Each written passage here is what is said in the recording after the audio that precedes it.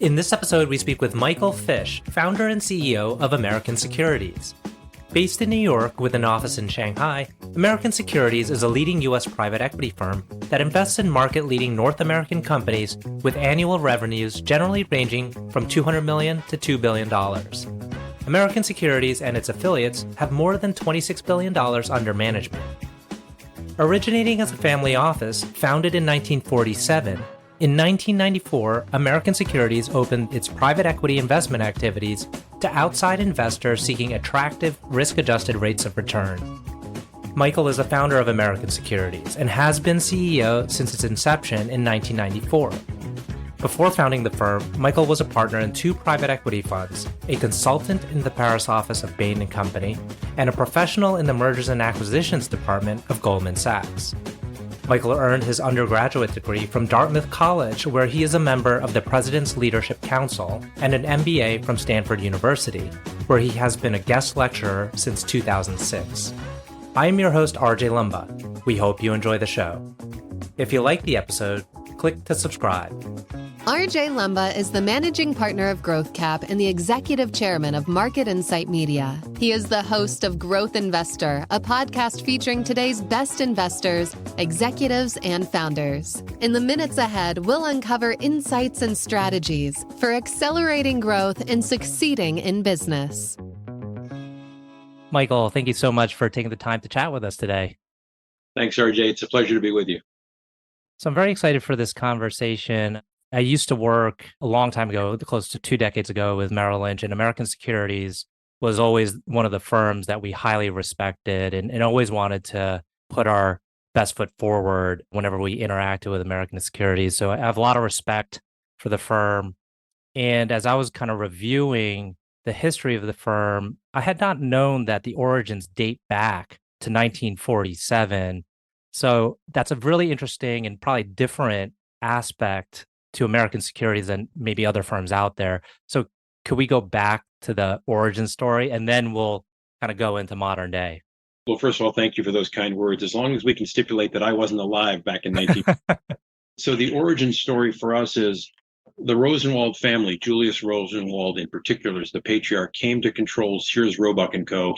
around the turn of the century. And of course, Sears by the 1930s was the largest retailer in the country. It had a 1/3 market share in certain products. It was the first non-utility, non-railroad to be thought stable and important enough to actually be listed publicly. So it became publicly traded in the 30s. And I like to say created the Walton-esque fortune of the first half of the 1900s in America. Julius Rosenwald was an enormous philanthropist, and he had some very provocative notions like give while you live. He believed there was enough problems he could see and that one should try to solve those problems. And in his case, he was not interested in a perpetual endowment, which would be run by people with different values than his, addressing problems when he saw problems today that should be addressed with that capital after he died.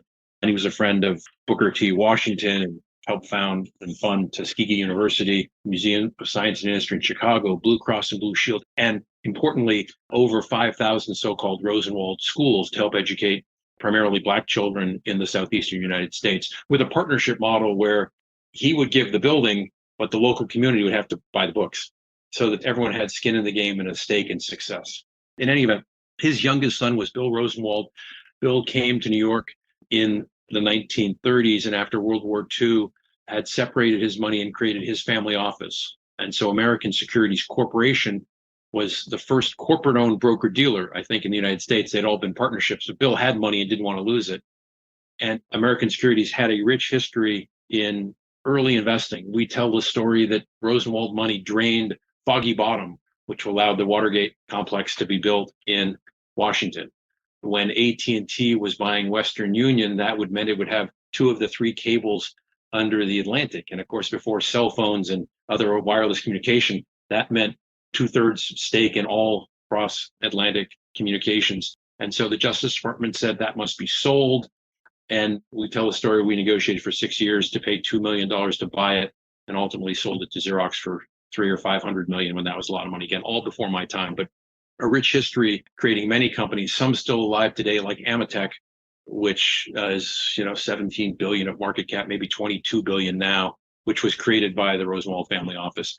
And I was lucky enough to join them to try to create a private equity business in 1993. And in 1994, we raised our first fund with the Rosenwald family as the lead investor and graciously putting up the working capital and supporting us. This is a great backdrop because I saw that you recently announced your citizenship report. And, typically we'll cover that in an interview with a private equity firm, but it will be like a soft mention. It seems like it's something really core. ESG is very core to what you do. Can we talk a little bit about that? Sure. Coming out of a family office may mean different things to different people. But in my experience, in my conception, when I use that term, it's mean what you say and do it. Your handshake is your bond, honesty, thoughtfulness, and long-term, as well as giving back and treating people the right way. So we have always cared deeply in the companies we invest in on that they are good places to work for the people that work there. And so it's been decades now, every monthly package, financial package, board book from every company, page number one is the safety page. Are injury stats going down? God forbid there was a fatality. How did that happen? How do we stop that? Just safety stats matter because you want people to have a safe work environment. And obviously you don't want people to go to work in fear for their safety or their lives or their loved ones as their loved ones are walking out the door. So we've cared deeply about that. And then from the philanthropic legacy of the Rosenwalds, we have created years and years ago something called the American Securities Foundation. And we effectively give 10% of all management company profits to philanthropic activities every year. And so these principles, not investing in businesses that kill people, so we wouldn't invest in bullets, not investing in cigarettes because they had bad health outcomes. This is going back, it's maybe obvious now, it wasn't so obvious 30 years ago. So we've always cared about those things, although we didn't use modern nomenclature. ESG would be one modern nomenclature. And it's still, as you know, controversial in some quarters because the right thinks one thing about it, the left thinks another thing about it. And so you get caught in tough debates. But the notion of being a responsible player in society and a good citizen, these notions of giving back and treating people well and investing with the highest principles of a thoughtful family office have always mattered to us. And so what used to be our giving back book, which we must have put out, I think, for the last 10 years, highlighting some of the things people have done with time, not just capital. We have days of service, we call them service days, local food banks here, cleaning up a park, a whole bunch of things like that. And likewise, we have an office in Shanghai, China since 2006, service opportunities everywhere. So we've morphed these things into what we call a citizenship report, which tries to, in keeping with the times, display, share what we're doing to the extent it's helpful for others or interesting to people we interact with. Yeah, the other aspect I thought that was really unique is you're very long-term oriented. And that goes to, in some cases, the fund life, but also how you look at your relationships with partners and internally and externally. And how have you been able to kind of sustain those long-term partnerships over such a long period of time? And I presume that plays into how you've been able to grow the firm over the years in such a consistent manner. So RJ, all really important and material points. So firstly, our product is the ultimate commodity, money. And so if we're going to perform for our investors, it's only going to be our people and our investment philosophy and the processes that we implement. And so on the people side, again, we care about long-term relationships. We care about acting properly and being a good partner to all constituents, investors, management colleagues in portfolio companies, lending partners, all of the many service providers, accounting, legal, consulting, just everyone we come into contact with. And with respect to companies, we have always believed that we should always be thinking about building companies. So we tend to buy the market leading company. And then we want to believe that we have resources to help that management team go from good to great or great to greater.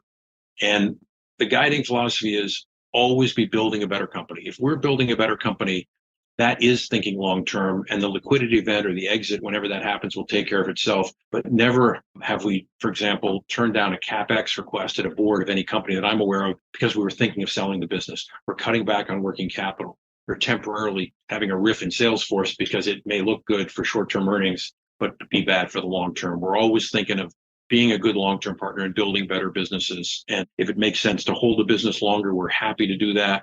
And if management is looking for liquidity to achieve their personal objectives, we're of course wanting to support that in some way, shape, or form that's consistent with great outcomes for our investors. And one of the great joys really is the people side of the business.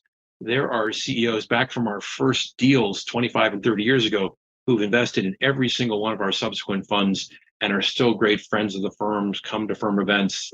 Building those long-term relationships is one of the great joys of the business. And you invest across a number of sectors. I'm curious, like over time, how the mix may have changed in terms of one sector being a little bit more pronounced in the portfolio versus another sector. Has it evolved? Has it changed much? No, not really. So we've always believed in buying the number one market share player in its particular niche. And for the last 15 years, those companies have a node, which is 100 to 150 million of existing EBITDA. Some are a little bigger at purchase, 200 or more, and some now are over 600, 700 million of EBITDA. But the node is buying companies that are 100 to 150 million of EBITDA, all US headquartered. And the mix has really been the same. We've roughly invested 60% of every fund in industrial companies, packaging, chemicals, whatnot, widget manufacturers. And the rest is service, consumer, and some healthcare services. And it's pretty consistent actually across every fund, not necessarily by design or by fiat, but that's just the number of investments that we end up populating in the dollars per sector. Well, when we take a look at some of these large asset managers and how their portfolio may shift into other sectors, say technology, does that have implications, or just broadly what's happening in the macroeconomic environment and across industries? Does that play into how you focus in industrials? It certainly plays, but it's very different for every company. We have, in addition to an investment team of roughly 50 people now, we've got even more. We've got 55 plus full-time professionals in what we call our resources group.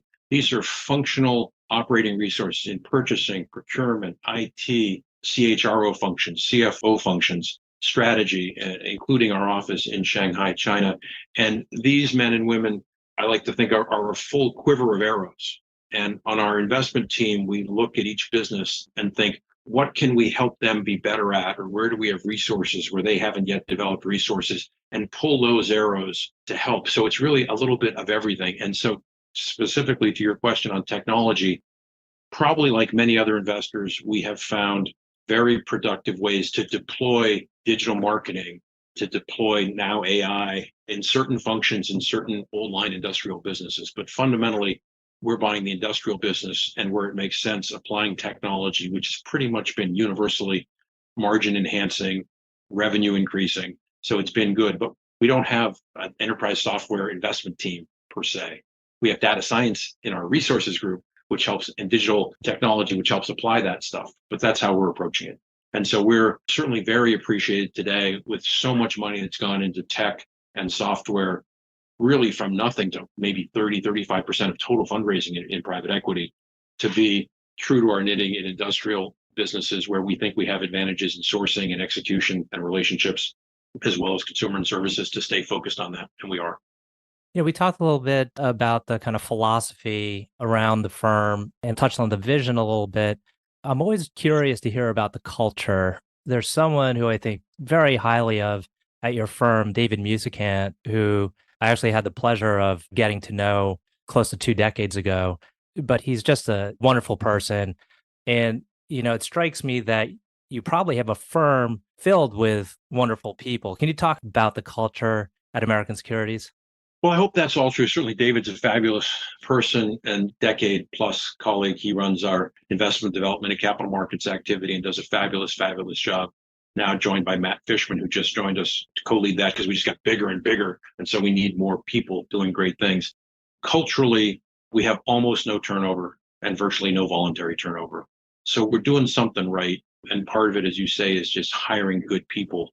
And so within that rubric of hiring good people who enjoy what they do, I like to say happiness is operating at the intersection of this Venn diagram, which is what someone's really good at, what they want to do, which is not always what they're really good at, and what the firm needs them to do to succeed. And the good news is it's a big world out there, and we don't have that many people. Finding that white space in the middle of that intersection of that Venn diagram is really not that hard. And we take a very patient approach to helping people find that. And when it's an existing position, it's kind of easy, say on our investment team, because there's a logical progression and mentorship that goes on. And when it's in our resources group, these are often new functions. And amazingly, they've almost always worked out. We find that white space with each woman and man who joins us there, and it works out really well. But we care about culture, and we think about it a lot. Our CHRO and Chief Operating Officer, David Maui, has again been with us a very long time and spends a lot of time putting in the scaffolding, the infrastructure to make sure we're doing that. Because as I've observed over my career, scale conspires against intimacy. So if you are successful and you grow your scale, by definition, that means your meetings are bigger, the number of people that you're interacting with are bigger, and you might have seen this at Merrill. And people really crave intimacy. Intimacy means you're working with them all the time or in meetings with them all the time. You know if one deal is going well or badly, if they've got an issue at home or with an aging parent, and you can kind of care about them and they can feel cared about. And when that meeting is no longer 3 to 5 people, but now 25 people, that level of intimacy doesn't exist. So we're always trying, I like to say, to get back to where we've been, to intentionally build intimacy into our work groups and our work life so that people feel like they're understood, they're individually cared about, and it's not just some big amorphous organization, which now with 175 people, really the largest team in private equity devoted to these size companies in the US, you got to work at it. And David Maui and others and culture carriers like David Muscat, you mentioned, really help us get back to where we've been or stay where we want to be. If you had to state one key insight into how to build a successful private equity firm, what would that be? Oh, that's hard. I'd say head, heart, and luck. Just 3 off the top of my head. You got to be delivering for investors or you don't get the chance to play again. So your investments have to work out at some level, but then you have to have the heart so that people you're working with, the culture, if you will, you want to attract great people, you want to keep great people, and you want to have a strong internal culture. And then honestly, you got to be lucky, because if you could pick some sector, if you were just one sector focused investment group, for example, and that sector had a 10 or 20 year decline, you may be out of business. So luck in many forms cannot be understated. The growth in private equity has been tremendous over the last 35 years. No one thought it would become an industry 35 years ago. Certainly I didn't. But many of those firms are not around.